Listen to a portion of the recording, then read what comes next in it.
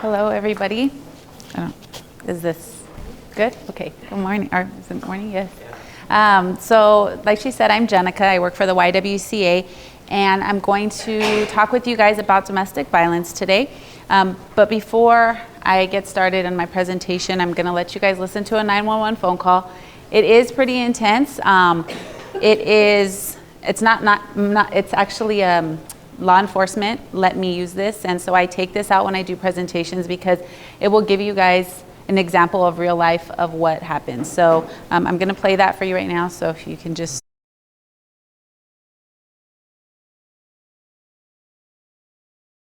Okay.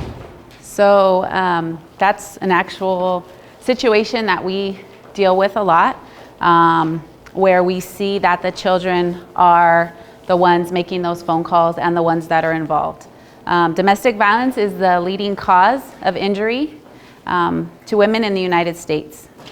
There is more domestic violence injuries that they see in emergency rooms than they do for anything else. 1 out of every 2 women will be abused by somebody, and 1 out of every 5 men. And so if you just think about the time that we're talking today, every 9 seconds, a woman is battered.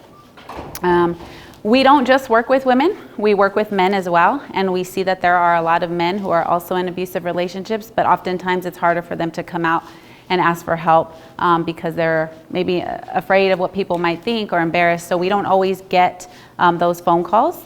But we do have a 24-hour helpline that is available for anybody who needs resources. We also have an emergency shelter. So our shelter is designed to provide a safe place for families who are basically fleeing and running for their lives. So they're at the point where themselves and their children are going to be killed. We are one of the only shelters in the San Gabriel Valley, which a lot of people don't even know that there's a shelter here in the San Gabriel Valley. We're a secret confidential location. So what we do is we will pick up the families from another secret location and then bring them back to our shelter. And we do that to provide safety because we know that within the first 72 hours that somebody leaves in an abusive relationship is when they're most likely to be killed. So it's very dangerous. It's dangerous for the families that are leaving. It's dangerous for us because we know that if we're going to pick them up, at the point that their partner feels that maybe they've lost that power and control, that's when they're looking for them. They feel like, okay, I'm willing to do anything to find this person. So a lot of times people will say, well, we don't understand why people can't just leave this relationship, and why don't they just leave, and why can't they just get out of it? But it's very difficult, and there's a lot of factors that go into why people stay in an abusive relationship. So I go out and I do presentations all over to colleges and high schools and to different community organizations, and I like to be interactive. So I want your guys' participation in when I give this presentation because it will help you guys to identify different red flags and things that why people are staying in abusive relationships. So the center of an abusive relationship has to do with power and control. We see that it's not about the words that somebody can say or how hard they can hit them, but it's about having that control over that person. So when you think about why somebody might stay in an abusive relationship or an unhealthy relationship, and just based on the facts that I've given you, the statistics, we know that probably everybody in this room either knows somebody, family, friend, somebody that's been affected by an unhealthy relationship. So give me some examples of why you think somebody might stay in an abusive relationship. Yes? Economic. So definitely economic, financial, right? So what we see is that a lot of times people feel like, I can't leave, I have nowhere to go. Who's gonna help pay for my house, my food, my children? This is the person that provides, right? Their partner is the person providing. We see that a lot of the victims that we work with don't have access to their bank accounts. They're not on they can't use their ATM machine. Maybe they're the ones that work, but their entire check goes over to their partner. So they have no access to their finances. We even see that sometimes they're put on an allowance. So here, I'll give you $50, you can go to the grocery store, but I need that receipt and the change when you return. Because how difficult will it be if you're trying to save $1 every time, maybe you get some money, but your partner is checking and making sure that you're not saving anything. It's gonna be very difficult to leave if you don't have any money, right? So that's a huge reason why people stay. What else do you think would be a reason? Fear. So fear, intimidation, threats. I'm gonna hurt you, I'm gonna hurt your family. I'm gonna hurt your kids. I'm gonna call, I'm gonna say that you're a bad parent. I'm going to go looking for you. You're never going to be able to be with anybody else. Putting that fear and intimidation from the beginning of the relationship. And oftentimes, what I tell people is that when you're in a relationship, you're wearing these little love blinders, little sunglasses, right? And so you see all the good. You want to see everything in that person. And oftentimes what you do is you let those little red flags go because you're like, oh, this person's great. Even though those red flags are there in the beginning of the relationship, we're putting them aside. Oh, that wasn't a big deal. You're making excuses when they're really present from the beginning. So definitely putting that fear. What else do you think would be a reason? Shame? There's got to be a lot of shame for the person. Everybody to know that. Right. What's going on in their home. Maybe what people might think, because a lot of times what we hear is what happens behind closed doors, right? This person is one way out in public. They're, this great parent or great neighbor or very involved in the school, and what people don't see is what happens behind closed doors, right? So they're ashamed to let people know this is what's really going on in their home. What else do you think would be a reason somebody might stay? I think it would be difficult for the welfare of the children. Yeah. So that's usually the number one reason that we hear people say they stay is because of their kids. But boys that grow up in homes where they witness violence are 10 times more likely to abuse their partners. And girls that grow up in homes where they've witnessed violence, where they've seen their mom abused or they've been abused themselves, 7 times more likely to date or marry somebody that will abuse them. So when you grow up in an environment where this is what you're witnessing, domestic violence is a learned behavior. So it's something that you learn. It's what you grow up in. It's what you think is normal. So if you've always seen fighting and people yelling and things getting thrown and holes getting punched in walls and people getting called out of their name, as you start getting into your dating years, those red flags don't go off because that's normal. This is what you're used to. This is what you've seen in your home, right? And so a lot of times what happens is, so domestic violence is considered a form of child abuse. When there's children in the home and there's violence present, what happens is, let's just say I get in an argument with my husband, somebody hears us yelling, screaming, fighting, and our neighbors call the police. Not me, not him, but the police come out and they see that my kids are there. And they open the door and they say, is everything okay? And I'm like, yeah, I'm fine. But maybe I have a scratch, or they see that there's broken plates all over. They may put a child abuse report out because now they know that my kids are there. My kids are witnessing this, and my kids are being exposed to violence. And the chances of them either getting hurt, getting in the middle, or them growing up learning and seeing this type of behavior and thinking this is okay is part of that cycle. So what happens is they will send a social worker out to open up an investigation to see, are these kids okay? Are they being protected? And oftentimes what happens is they will be required to get a restraining order or go to parenting classes or go to support groups. And if they don't do that and they stay in that relationship and they continue to have their children exposed to violence, many times the children can be removed from the home. So I'll get you right now. So what we encourage people to do is leave for your children, because what you're doing is you're continuing to expose them to this violence. But we know how dangerous it is, so that person has to leave when they feel it's the safest time for them. Yes? No, I was going to ask you if you consider child molestation in the family as part of domestic violence. So sexual abuse So domestic violence, the way we are looking at it is with intimate partners, but there's a lot of different forms of abuse: sexual abuse, emotional abuse, verbal abuse, financial abuse. If obviously a child is being sexually abused, then yes, also a child abuse report would be made. What else do you think would be a reason that somebody would stay in a relationship? Emotional attachment. Yeah, emotionally attached. So they love them, right? They care about them. They've been with this person for a long time. They've seen the good in this person. It's not always bad.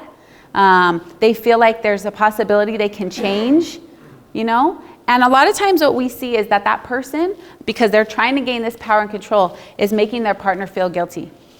You know what? You love me. You care about me. Don't you see everything I've been through? Look at the family that I came from. Look at no one else is here for me. You're the one that's here for me. And a lot of times people feel guilty. I do love you. I need to stay. If I leave, they're not going to have anybody else. I'm the one that's supposed to be here. And so that person makes them feel like, okay, we're in this relationship. You said that you cared about me. And so they feel a lot of times very emotionally attached. Also with emotional is emotional abuse, verbal abuse, mental abuse. What comes to mind when you hear that somebody's been emotionally or verbally abused? Low self-esteem. Low self-esteem? So give me an example of what you think emotional abuse might be, or verbal abuse, if somebody says, I'm being emotional abused. Husband may tell a wife, well, who else is going to want you? Yeah, who else is going to want you? You're stupid, you're ugly, you're fat, you're a loser, no one's going to want you. I'm the best thing that ever happened to you. You have 5 kids, who's going to want you now? Right? So constantly putting somebody down, making them feel like they are worthless, making them feel like they're crazy. It's your fault. If you would have just done this, then I wouldn't have to react this way, right? It's your fault, and I'm only doing this because you're making me. So after a while of hearing that every single day, that you're stupid and you're ugly and you're crazy and it's your fault, many times people start to believe that. Maybe it is me. Maybe it's my fault. Maybe I'm the one that did it. Maybe I am crazy. And so what we see with emotional abuse is it starts out very small. So it might be something very simple in the beginning of a relationship when those red flags are there of somebody just saying, you know what, I really don't like when you wear that outfit. You know, why do you have to get dressed up? And then you care about me, right? And you have those little love blinder sunglasses on. So you're thinking, okay, this is my partner. I want to please them. So you know what, I won't wear that again. But maybe you forget and you wear it again in the next week, next month. And now I see you and I say, why are you wearing that? You're so stupid. I told you I didn't like when you wore that. But in the beginning, I started out very subtle, right? I'm just saying, why are you wearing that? I don't like it. And because you care about me, you're listening, you're letting me talk to you that way. And now I'm telling you, I don't want you to wear that. I don't like how you dress. I don't like the way you look in that, right? So emotional abuse starts out small, but eventually what we see is that it progresses. And a lot of times people feel like, you know what? I have nothing to live for. I am crazy, I am worthless, I'm ugly, I'm stupid, all of these things, and they start to feel like maybe I should just end my life because their self-esteem is so low. What else do you think would be a reason somebody stays in an abusive relationship? I don't think they probably don't have any good role models for people to go to. Like, for instance, if they're not involved with their faith anymore, then they don't have any pastoral care that they can go to voice their fears and their anxieties. And especially also people move out. Like, for instance, some people, they find other partners online in a different state. So they move away from their home and their family, all the people they know, and now they're in an area where they've never been before, and the only one who knows people are them. And Exactly. if they do something, then his friends are going to rat on him to them. Hey, you know, I saw her today, and that kind of thing. So she's really... So that's a huge red flag, and it's also a huge part of an abusive relationship is isolating that person from that support system. And I'm sure, you know, maybe if you guys can think back when you grew up with somebody, you've been friends with somebody, and now they get in a relationship or they're with somebody, and now their new partner says, you know what, I really don't like you hanging out. Or they start to hang out with you less because of this new relationship. A lot of times what we see is that that person is trying to cut off that support system. Because if I can't talk to my best friend anymore because maybe they're not okay with my relationship because they're not wearing those sunglasses. They can see the things that I can't see, right? So if I can't talk to my best friend and I can't talk to my mom and I can't talk to people in my community about the situation, who do I have to talk to? I'm gonna feel like I have to stay in this relationship. Maybe I don't feel like I have any support because my partner has cut me off. I can't talk to my family anymore. I can't talk to my friends anymore because they're not good for me, because my partner's the best thing that ever happened to me, because I don't need them, because I have this person. So a lot of times that's what happens. This person will isolate or move far away. And we see that a lot, especially at the shelter. We have a lot of families that come from other states and other cities, and they come here and they're like, I don't know anybody here. I don't have any family. I have no friends. So where are they going to go? They have no support. And it makes it a lot harder for people to see what's going on if they're millions of miles away from their family and their friends, right? What about with physical abuse? What comes to mind when you hear that? Punching, kicking, hitting, slapping, right? So if in an abusive relationship, as I said, everything starts out small and it gradually progresses. Violence always continues to increase. So if I go out on a date with somebody and the first time we go on a date, I get punched in the face, do you think I would go out with them again? No, right? Because it's not going to happen that way. It's never going to just be like that. It's going to be small things, a push, a grab, maybe me getting in somebody's face, maybe punching the wall right next to that person. So if I'm standing against a wall and my partner is up against me and they punch a hole right next to me, what is that telling me? You're next, right? Look at what I can do to you. And it's maybe not even, it's just the intimidating look. You know, I always refer to that look I would get from my mom when I was doing something wrong. That look where you know, right? And so sometimes in unhealthy relationships, that person will just give that person that look and they know they better stop or something may happen. Yes?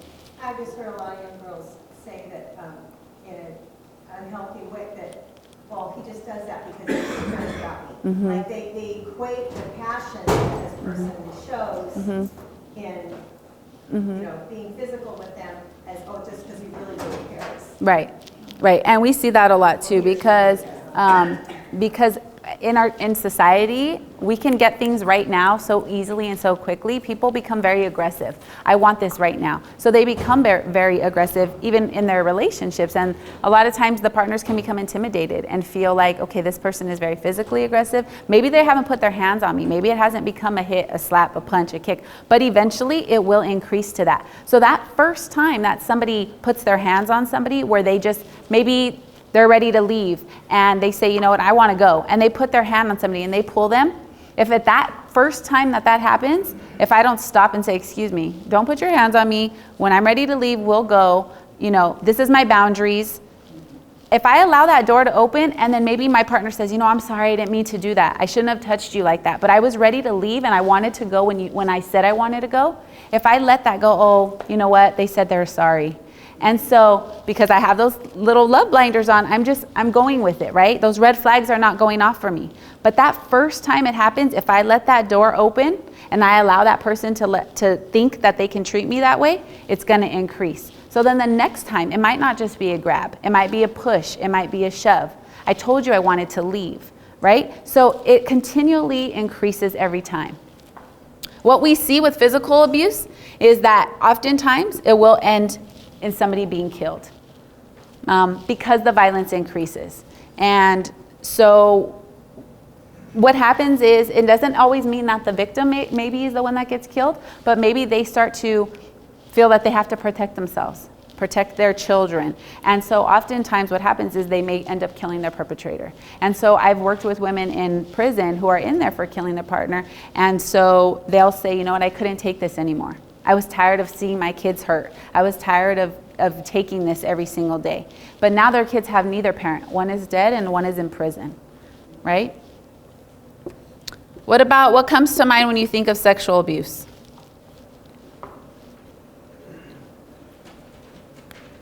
So any unwanted touching, kissing, hugging, grabbing, making a person do anything that they don't feel comfortable doing. Again, starting out small. Maybe just grabbing somebody, pulling them tight. I go to a lot of high schools and I'll go at lunchtime and I'll kind of observe to see how the students are. And I was at Covina High School and this guy grabbed his girlfriend and he had her around the waist. And there was a bunch of people and she was trying to move away, but she didn't want to make a big scene. And so she's going with him. And he's kissing her and she's trying to move away. And I want to yell out, red flag, right? Because she doesn't see, but I know she doesn't want to make a scene. And so as soon as everybody walks by and he kisses her and makes sure everybody knows that this is his girlfriend, he's like, okay, you could go now. And he was done. He just wanted to make sure everybody saw him kissing her and holding her, but it was very aggressive. And so she walked away and she had her head down and she just walked to class. But those are those little signs, right, where somebody's making somebody feel uncomfortable, touching them or holding them in a way. And it's going to start out small, and eventually what we see is that it will increase, and it usually ends with somebody being raped. And a lot of times what we see is marital rape also. A lot of the families that we work with, they don't even realize what that is, that they have the option to say no to their husband or to their wife because they've been taught that when that's, you know, you have the option to, you don't have that option to say no. What else do you think would be a reason that somebody stays?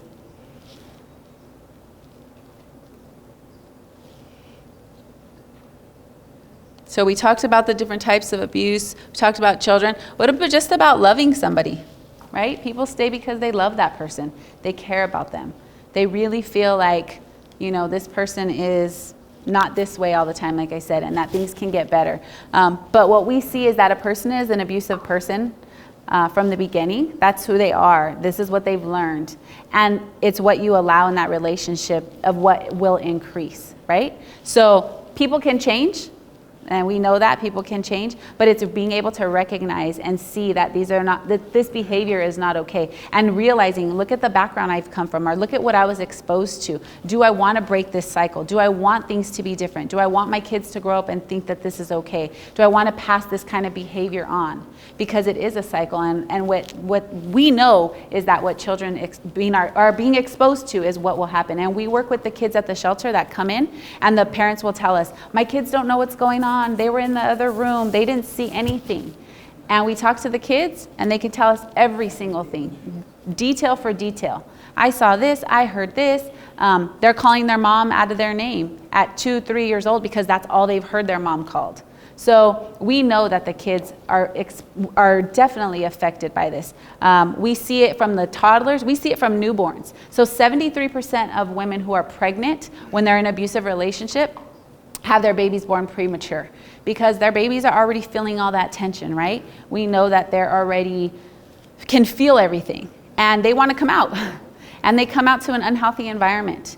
And so we get babies straight from the hospital that come with their parent, and they're already showing the effects of domestic violence, where they're crying all the time, they can't eat, they're having digestive problems because of all that tension that they're feeling.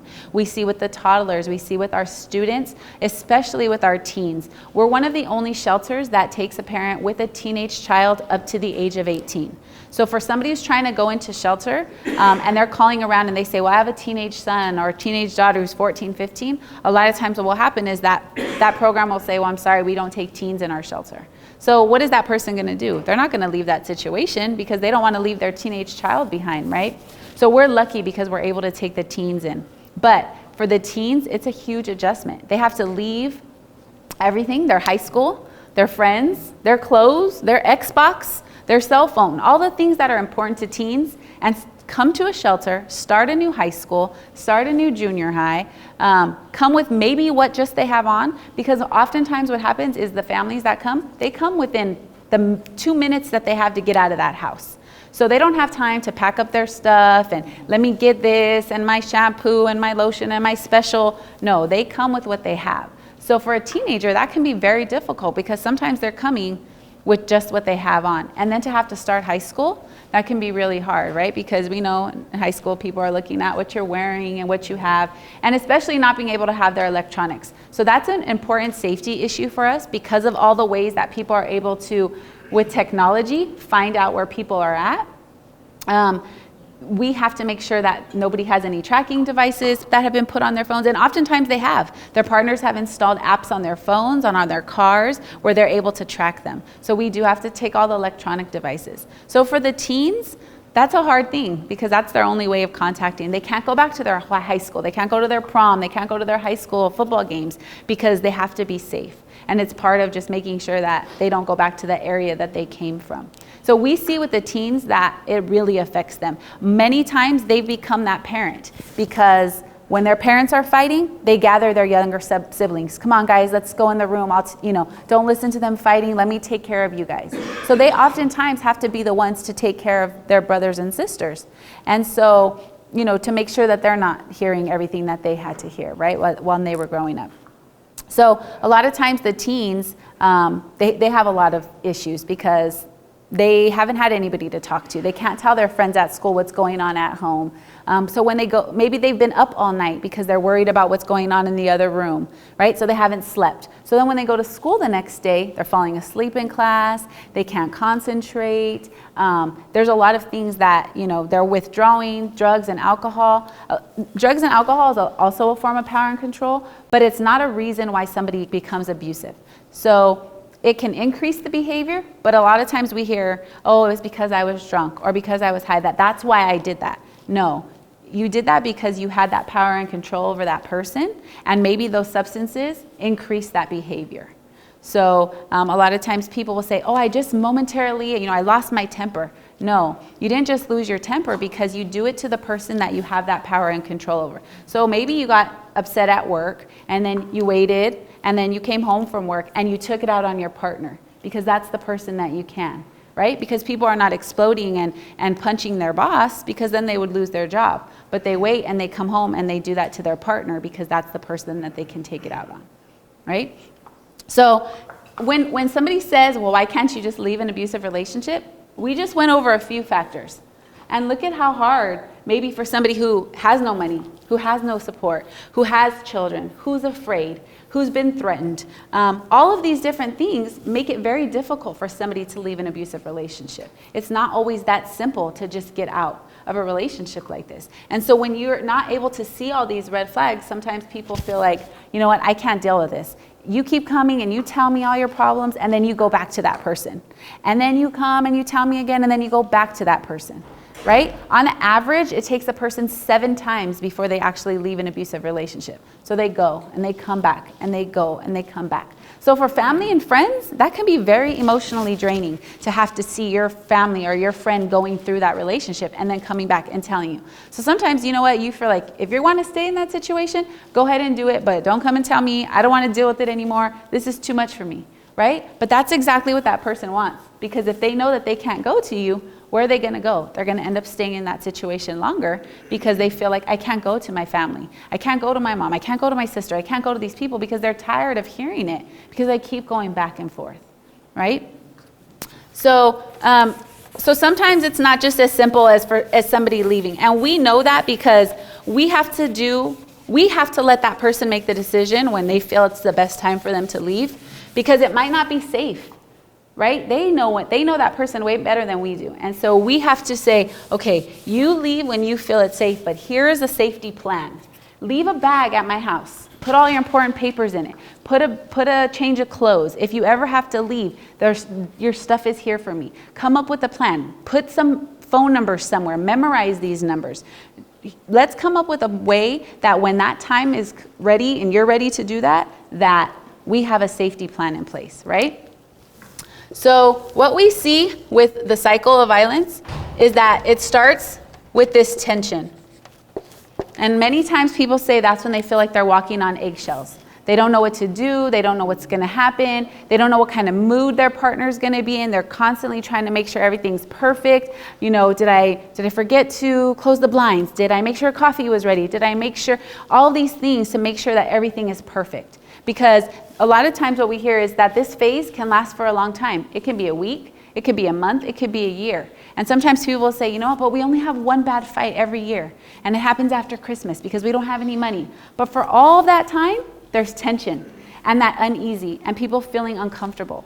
I do a lot of trainings with medical staff because a lot of times people are coming in, oh, I have stomach issues, I have headaches, ongoing medical issues due to domestic violence because they're constantly living in this tension, right?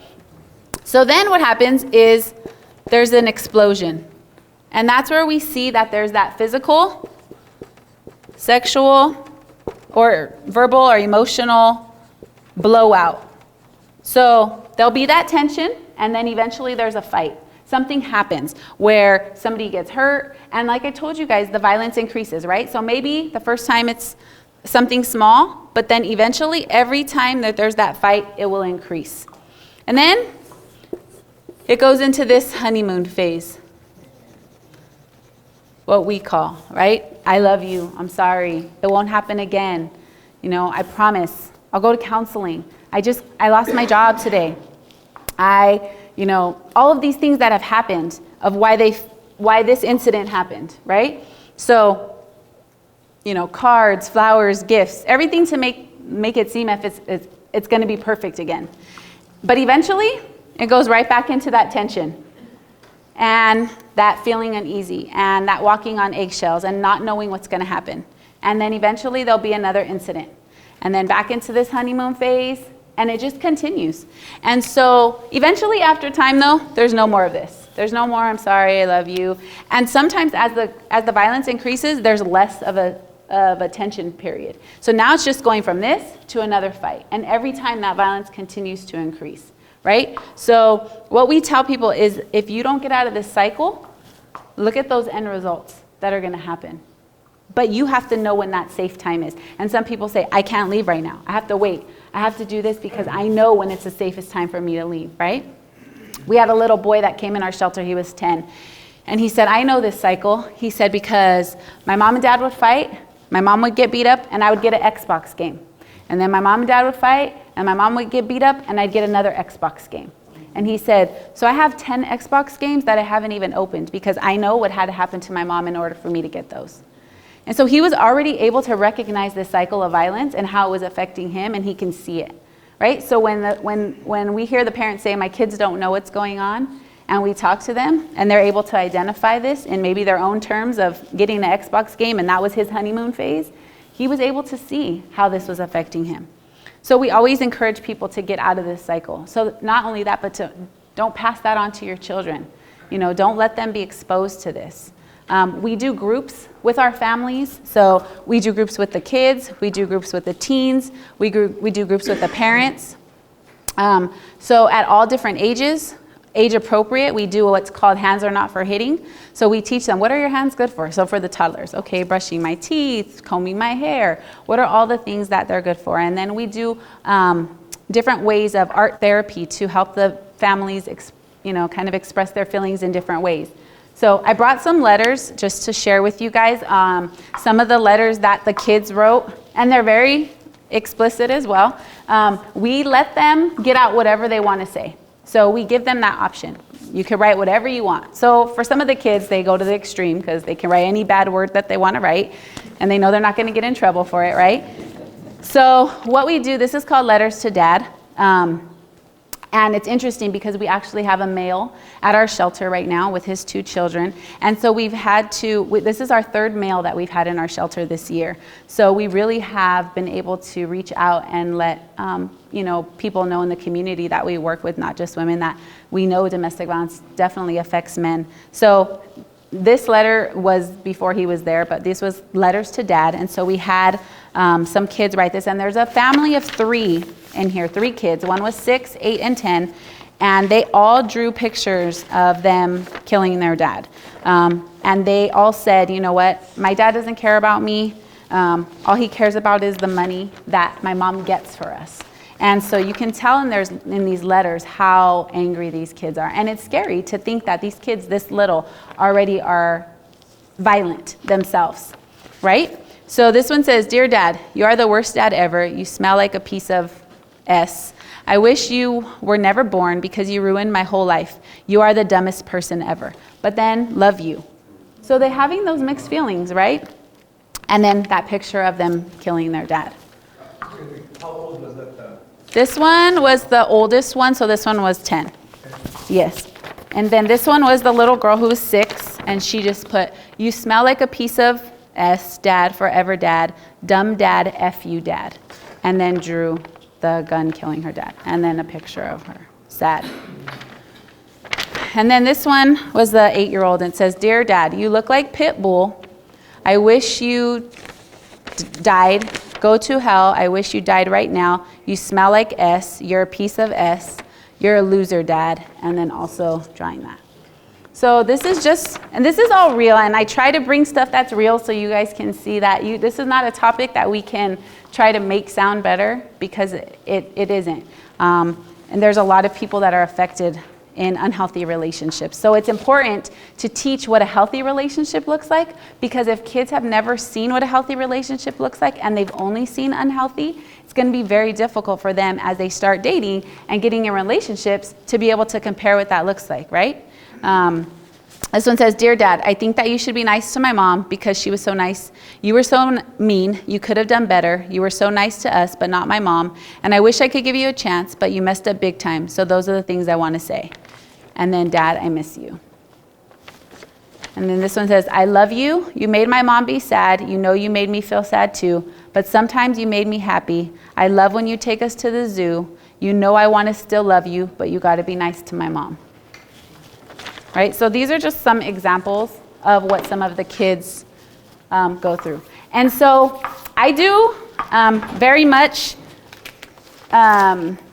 believe in red flags. And I think it's important for everybody to recognize what a red flag is. So you guys get to make a red flag for me. So what I want you guys to do is I want you guys to write, you guys all have pencils, right? Because I saw there's pencils over there. What I want you guys to do is write down what is a red flag, what is something that you will not tolerate in a relationship, and then what do you want and what is important in a healthy relationship? What is a characteristic that is important in having a healthy relationship? So communication, trust, honesty, anything that you feel is important in a healthy relationship. And then on the other side, what is that red flag? So for me, I would just give you an example. For me, my red flag is jealousy. For me, that's something that I don't want, will not tolerate in a relationship. I have friends of the opposite sex, and I encourage everybody to do that because it's healthy. And so for me, that's my red flag. So you guys write what is your red flag? And then what is something that's important, a healthy quality that you want in a relationship? Okay. What is important in a healthy relationship to you? You should trust your partner. Trust? Yeah. Right. So what we see is that constant questioning. Where are you at? Where are you going? Who are you with?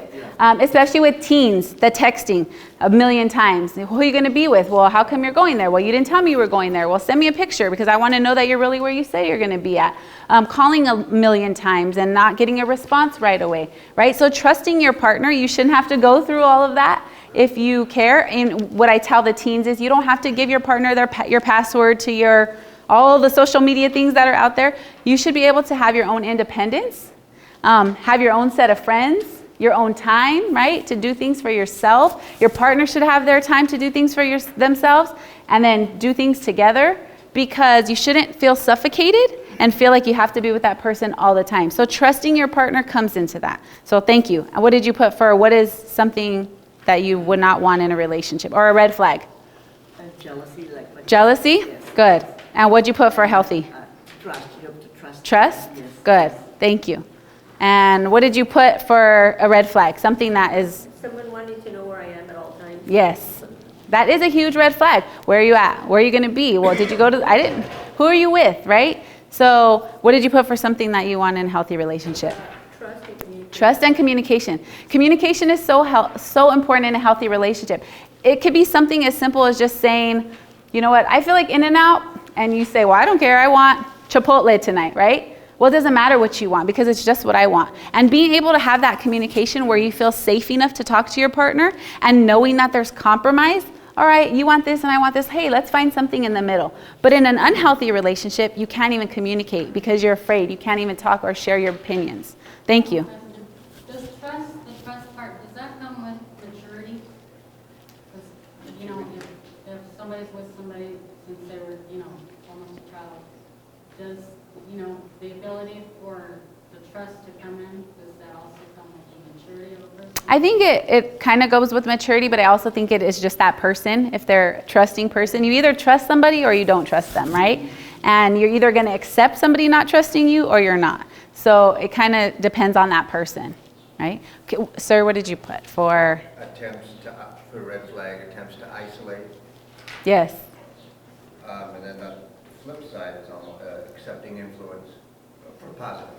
Accepting positive influence? Yeah. Accepting influence. Both. Okay, good. That's good. That's very good. I haven't heard that one before. Good, thank you. What did you put for something that you feel is a red flag in a relationship? Did you put in? Understanding. Understanding? And what about something that you wouldn't want in a relationship? Well, I don't want them to ignore me. To ignore you? Yeah. Not ignore you? Right, and that can be very hurtful. A form of emotional abuse is when somebody even withholds affection, right? Because we as humans need that, somebody just to hug you or hold your hand. But if I'm mad at you, I'm not going to talk to you, I'm going to ignore you, I'm not going to hold your hand, I'm not going to hug you, I'm not going to give you a kiss. And that's important in a healthy relationship, right? So good, thank you. What did you put? I won't tolerate physical abuse and communication.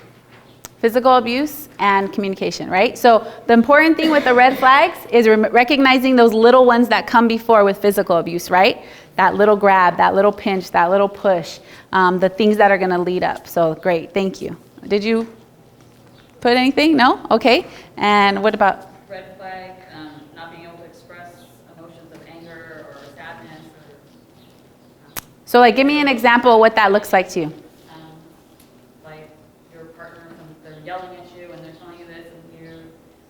express either anger back, yelling back, and, you know, or you're crying because of the things they're saying, and like there's no reason to cry. Yeah. So I think it's important in a healthy relationship that people understand that it's okay to argue and disagree, and it's healthy to fight, but it's fighting healthy. It's letting your partner know, because you care about them and you respect them, that you're not going to be mean, you're not going to be hurtful, you're not going to call them names, you're not going to be degrading, right? Because you actually care about that person that you're with. So we can disagree, we can argue it out, but I'm never going to be mean to you, I'm never going to be hurtful, I'm not going to be disrespectful, right? I'm not going to make you cry because I care about you in the end, right? I want to hear how you feel because I care. I might not agree with you, but I'm not going to be mean and put that down. So that's great. Thank you. And what did you put for something you want in a healthy relationship? Friendship, that maybe Yeah. having the communication and accepting each other's feelings. And I encourage everyone that dates to build a friendship, to get to know that person, to take your time. Don't rush. Quiz them on their family history. Find out where they've come from, what they've been exposed to, how do they treat other people. Go on a date. See what happens if the waitress brings them the wrong drink. How do they respond to that? What if somebody cuts them off on the freeway? Really build a friendship, because how that person treats other people is how they're going to end up treating you, right? So that's good. Thank you. What did you put? Yeah, like always being around you and then trusting you and holding, together type thing. Mm-hmm. And a lot of times what I see, like in the teens when they start that, is like, I just want you to call me because I'm just so protective. I just want to make sure you got there safe, right? But it's really a part of that power and control. Very good, thank you. And what did you put for something in a healthy relationship? Something what? For healthy? Healthy of being free and just doing whatever you want to do. Yes. Being free and being able to do what you want because your partner trusts you, right? Good, thank you. And what did you put for a red flag? All right, well, I look at it from man's perspective, because it's difficult for me to see my wife beating me up. You know, physical. So I said, for red flag, I would put infidelity, verbal abuse, Good. insensitivity, and disrespect. Very good. Yeah. And for things for a healthy relationship, faithfulness, trust, and mutual respect. Awesome. Especially mutual respect. Thank you. That was great. Did you do? Okay. And what about you, sir? Did you put for red flag?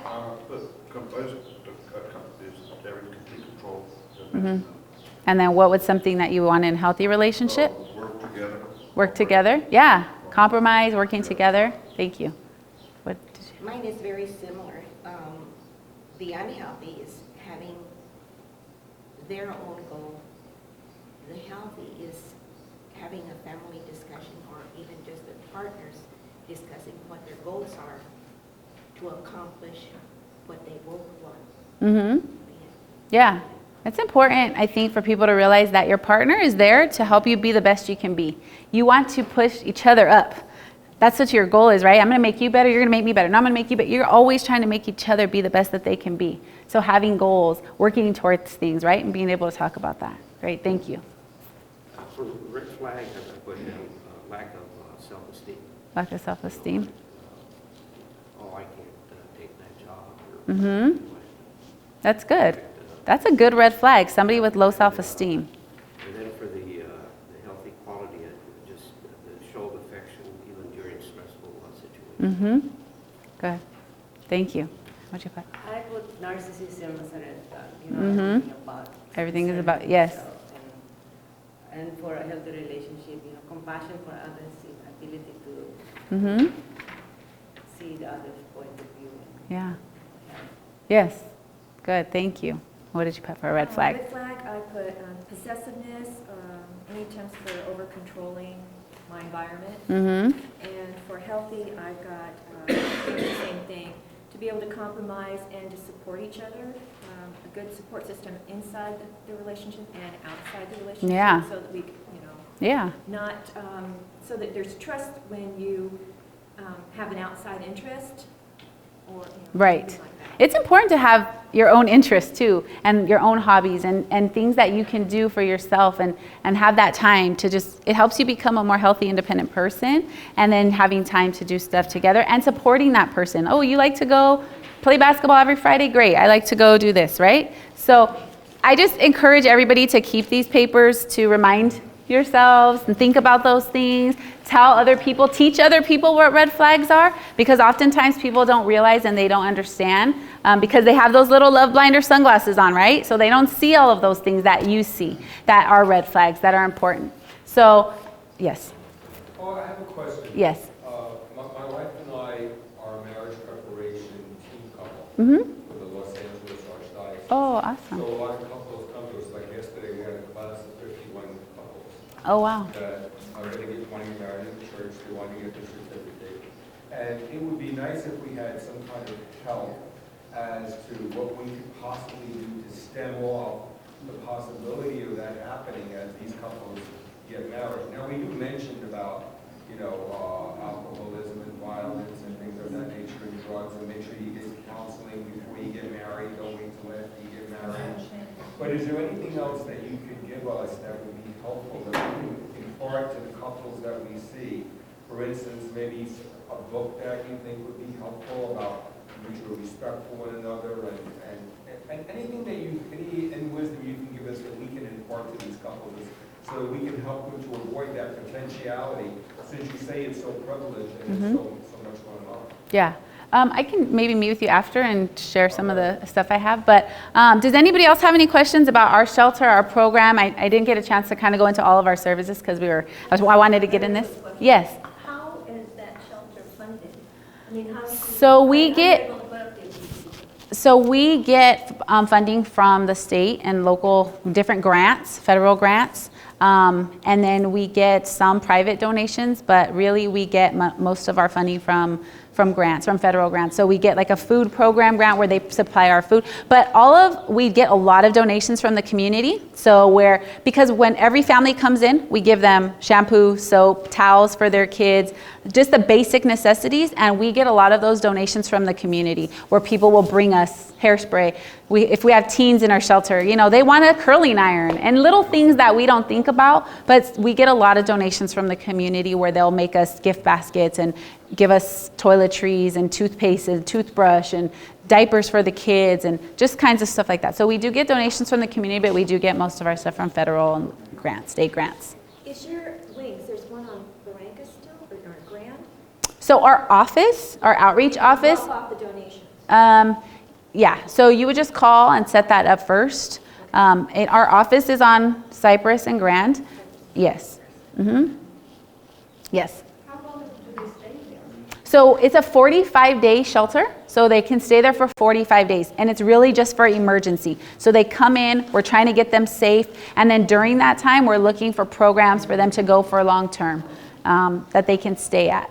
But we're just a 45-day. We do have a transitional program we have 3 apartments that we built on our shelter that we can have families stay for 6 months to a year rent-free to kind of get back on their feet, but there's not that many. So oftentimes those rooms fill up quickly, and so we're trying to find places for the families to go. And we want to make sure it's going to be safe for them. Yeah. Jenica, I want to thank you so very much for being with us. Thank you so very much. If anybody wants to take any information, it's a lot more detailed than what I was able to go through, but if you know somebody in an abusive relationship or you want to give them information on what an abusive relationship is, sometimes it's easier just to give them this to read. And then we also have a booth in the hall over there with all of our resources. So thank you guys for listening.